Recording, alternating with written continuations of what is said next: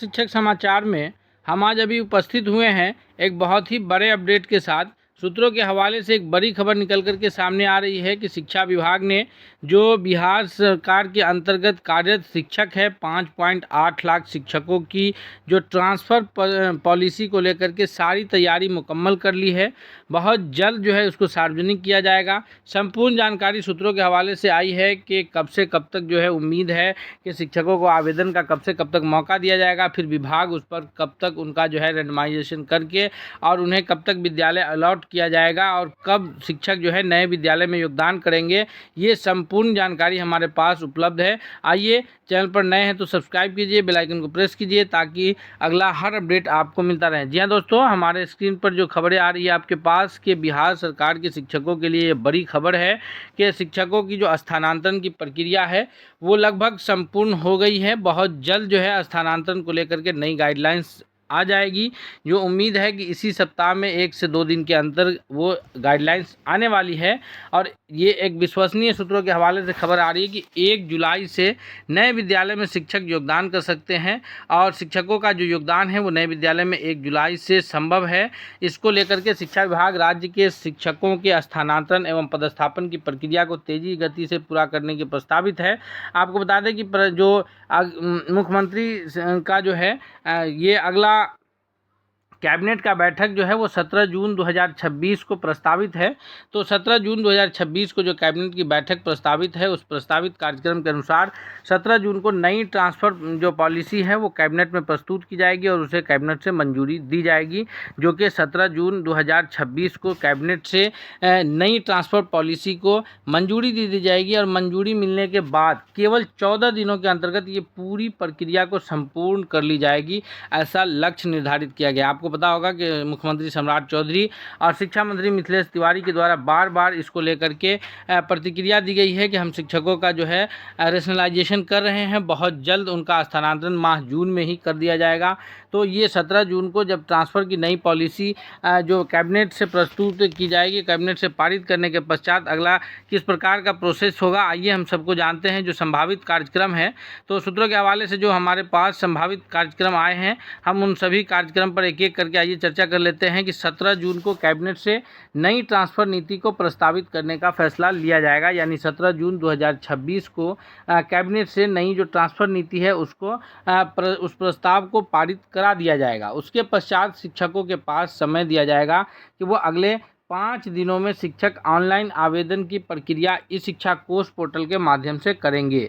जी हाँ दोस्तों, ये ई शिक्षा कोष पोर्टल के माध्यम से शिक्षकों को ये दिया जाएगा ताकि अगले 5 दिनों में यानी 20 से 25 जून के बीच शिक्षक जो है ऑनलाइन आवेदन ई शिक्षा कोष पोर्टल पर अपने शिक्षक आईडी से लॉगिन करके, जैसे पूर्व में किए हैं शिक्षकों ने 2024 में किया था जिनका स्थानांतरण जून 2025 में हुआ है, उसी प्रकार से, या फिर आप ये कहिए कि जैसे अंतर जिला के 27,000 शिक्षकों का जो स्थानांतरण जनवरी 2026 में हुआ है, तो उसी प्रकार शिक्षकों के लिए ऑप्शन रहेगा कि वो इस शिक्षा कोष पोर्टल पर अपने शिक्षक आईडी को लॉगिन करके वहां पर 20 से 25 जूनों का डेडलाइन तैयार किया जाएगा। ये संभावित तिथि है, आपको एग्जैक्ट तिथि जो है 17 जून को जब कैबिनेट से ट्रांसफ़र पॉलिसी पारित किया जाएगा उसके बाद आपके समक्ष होगा। लेकिन ये विश्वसनीय सूत्रों से हमारी जो संभावित तिथि है वो हम आपको बता रहे हैं कि 20 से 25 जून तक शिक्षकों को इस शिक्षा कोष से आवेदन के लिए समय दिया जाएगा। उसके बाद 26 से 30 जून तक उस पर जो है विभाग के जितने भी कर्मचारी हैं, जिला स्तर पे जो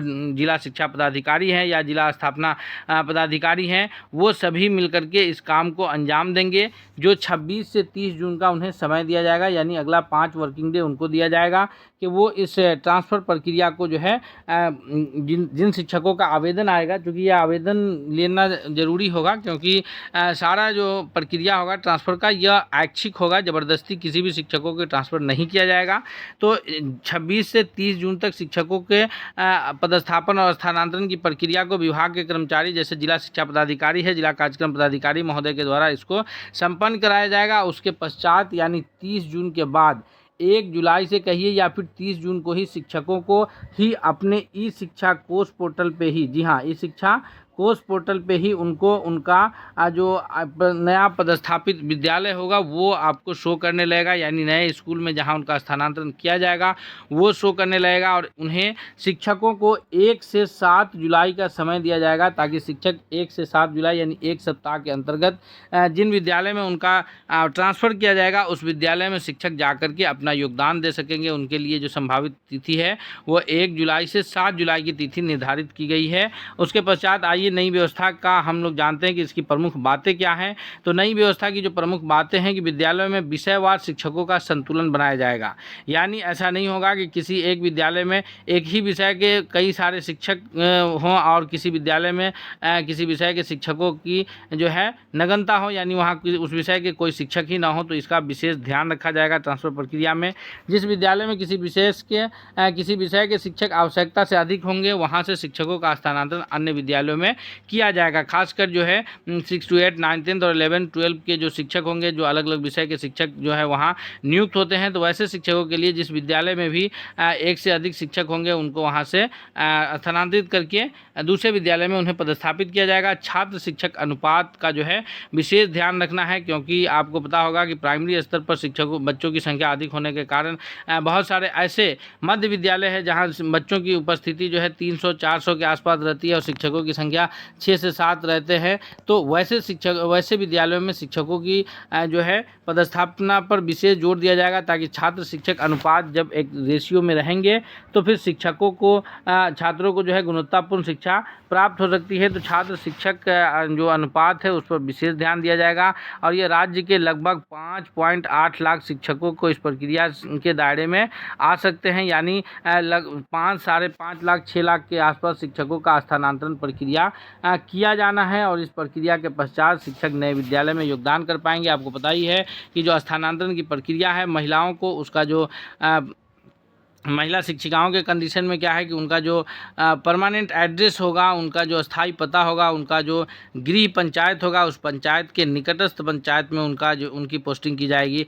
और पुरुष शिक्षकों के लिए जो उनका गृह प्रखंड है उस प्रखंड के बगल के प्रखंड में उनकी पोस्टिंग की जानी है। तो जी हाँ दोस्तों, ये शिक्षा विभाग की नई नीति तैयार है। इस पर जो है उत्तर प्रदेश व्यवस्था का अध्ययन कर लिया गया है, यानी ये व्यवस्था जो है शिक्षकों के स्थानांतरण की व्यवस्था, यह सिर्फ व्यवस्था नहीं तैयार की गई है, बल्कि यह व्यवस्था जो है उत्तर प्रदेश, मध्य प्रदेश और जो है दिल्ली, हरियाणा समेत 11 राज्यों की जो स्थानांतरण व्यवस्था है उसका अध्ययन करने के पश्चात ये व्यवस्था लाई गई है सरकार की तरफ से, ताकि शिक्षकों की पोस्टिंग आसानी से की जा सके, किसी विषय के शिक्षकों की संख्या में कोई असंतुलन न हो, विषयवार शिक्षकों का अनुपात सही रहे, छात्र शिक्षक अनुपात सही रहे। इन सबको ध्यान में रखते हुए जो है शिक्षकों के लिए नई ट्रांसफ़र पॉलिसी जो है तैयार कर ली गई है। 17 जून को उसे कैबिनेट से पारित कर लिया जाएगा। हमने सभी डेडलाइंस आपको जो सूत्रों के हवाले से हमारे पास उपस्थित थी बता दिया है। हम उम्मीद करते हैं कि यह वीडियो आपको बहुत ही आपके लिए लाभकारी होगा। अगर चैनल पर नए हैं तो प्लीज़ सब्सक्राइब कीजिए, बेल आइकन को प्रेस कीजिए।